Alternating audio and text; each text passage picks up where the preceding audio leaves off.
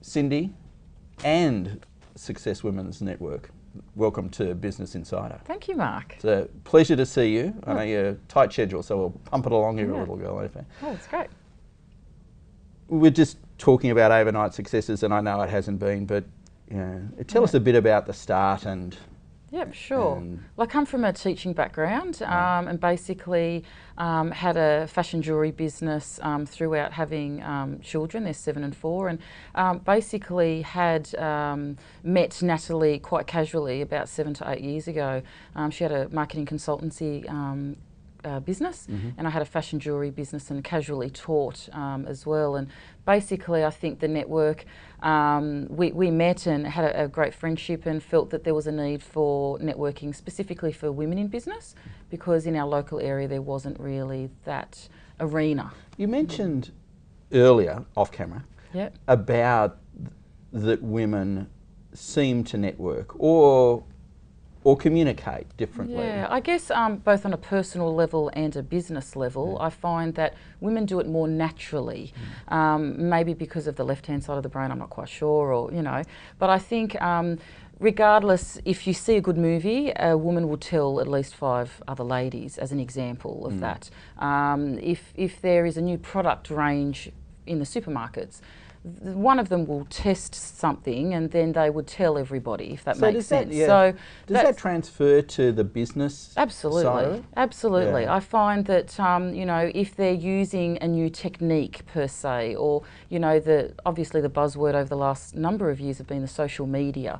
So obviously you've got the bit different personality styles, but in that, the woman that really wants to get out there and really understand the future trends, they'll then tell so many other women on a casual basis and a more formal basis as well. So, and usually quite a credible basis too. Yes, absolutely. So was there a conscious, at what point was there, hey, let's form a networking group? Well, I think we noticed in our local community and then the Sydney metropolitan area, yes, there's great networks out there, such as the Chamber of Commerce and the BiUC that supports that, and a number of other networking, businesses, but I don't think they targeted women. So I guess, that was a point in time, probably when we just had the casual lunch on International Women's Day in March 2008. And when we had such a huge response, we thought, 30, 40 women, we had, quite a number of women. And that's when they said, well, we'd love you to do this casually again, whilst we were still having our businesses as well. So that's when we thought, well, we had the second lunch 2 months later in May 2008. And basically the ladies came from all over the Sydney metropolitan area for that lunch. And then we had a survey and lots of sort of research, and that's when they said, well, we'd love to have one in Parramatta. We'd love to have one on the lower, Blue Mountains, Penrith area. And how is it spread? Is it a franchise? No, it's not franchised. Natalie and I don't want to go down that path. We really want to understand and not treat women as a number per se. We have grown quite significantly, and we really still want to understand the individual. Obviously that's going to be more difficult as we grow, but I think we want to have that personal touch, and I think that's important. The website's fantastic. It is constantly changing. Thank you. Do you handle that? I don't. No, I wouldn't have time for that. That would be as effective as, well, perhaps as me handling the camera work here. So, do you contract that out? Or we have a number of contractors in various areas, from social media to obviously the website and IT, from marketing to finance to HR. To event coordination, all sorts of things. Well, your website will be linked on our site, so I hope people actually go and have a look at it, because it really works very hard, I think. Yeah, thank you. So. No, we've put a lot of time and effort and research and development into that, so we business people get surprised. I get surprised all the time. Definitely. Sometimes positive. Can you give me 2 things that weren't as you expected them to be? Well, if someone would have said 3 years ago that Natalie and I are now co-founders of Success Women's Network, and we also have the Business Expo side as well, and that I'm working fairly full-time and juggling, motherhood and we'll so come on forth. To that later. Yes, I would have just been shocked, absolutely shocked. So I guess I didn't expect it to grow so quickly. I didn't expect the word of mouth and the referrals to become such a large extent. It's just grown from strength to strength. So I think time management has been a crucial part in, you know, that, as I said, juggling act, which I know we'll talk about later. So I think that's something that we've like, well, that's amazing. And do you and Natalie, when you look at a partnership, you say, hey, this girl's got that and I've got this? Yeah, I guess that came organically. I'm more better, I guess, you know, have the understanding of the finance and the goals and that type of thing more so than what Natalie has. But Natalie's fantastic in marketing, of course. She's come from that background, and she loves systems. So we've really sort of, you know, matched each other prior to us knowing each other. So it's just been a fantastic mix as soon as we met, and have helped each other since then, really, in our businesses and then, of course, the network. Okay. Seth Godin, a great author, a great blogger, extraordinary character, talks about linchpins and the fact that linchpins are there about change, to create change. And they do it in their own artistic way, you know, their own crafty way. A delving question. What's Cindy's crafty, artistic attributes that you bring to? I think it comes really on a deep level, comes from the soul, I believe. I think you need to be passionate about what you're doing. You need to really understand where you're headed in life, and I believe teaching was fantastic and I absolutely loved it for 12 years, but I believe I can give more to the local, bigger community than just teach. And I don't know everything and I'm still learning on a daily basis, but I think what I'm trying to give is, I guess, the sense of belongingness to the women. There's a lot of women out there that have their own business and they have it within their home. That's why we're celebrating Micro Biz Week this week. There's lots of women that really need that support. So I think if we can intrinsically really understand how we can support women on various fronts.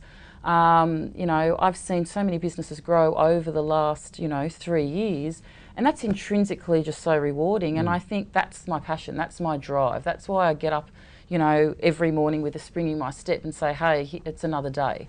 And of course, there's other areas of life that I'm excited about too, but specifically about this question, I absolutely love seeing women thrive in business.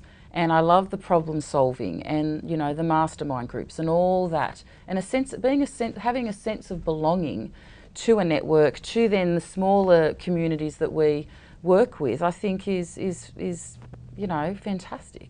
Let's talk about work life. Have you seen your children in the last fortnight?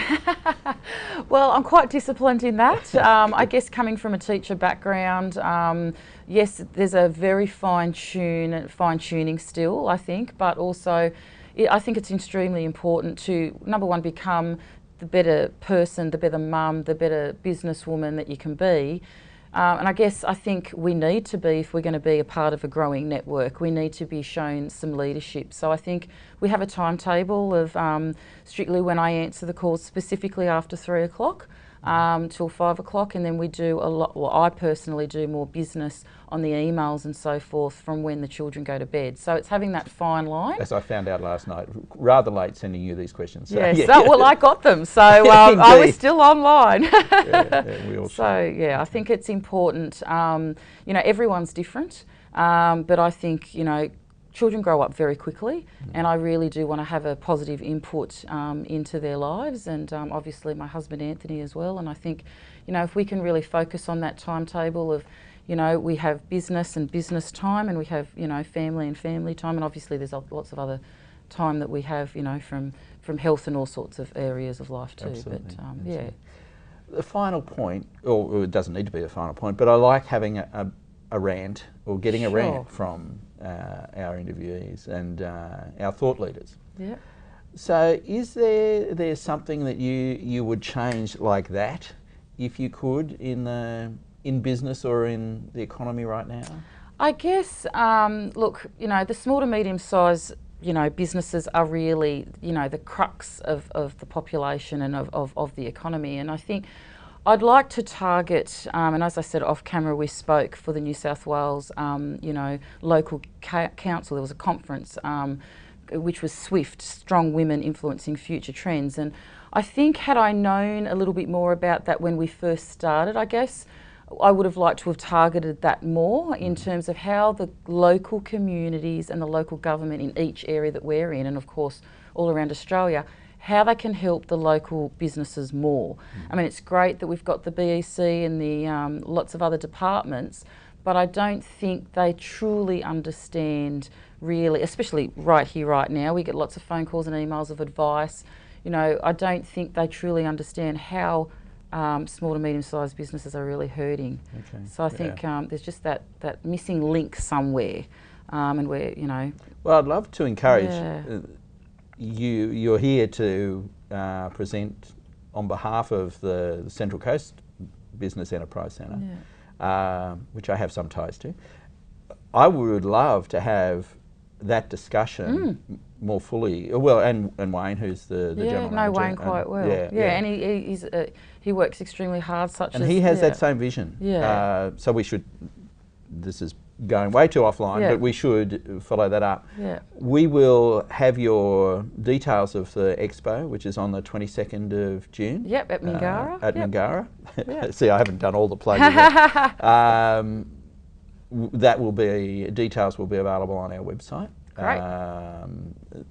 Along with, I guess, future opportunities with Success Women's Network as well, because I share not only for the women's side, it's broad. Our research said there's got to be more information on the table for small businesses there, and growing businesses. Absolutely. And there's just not enough at the moment. Yeah.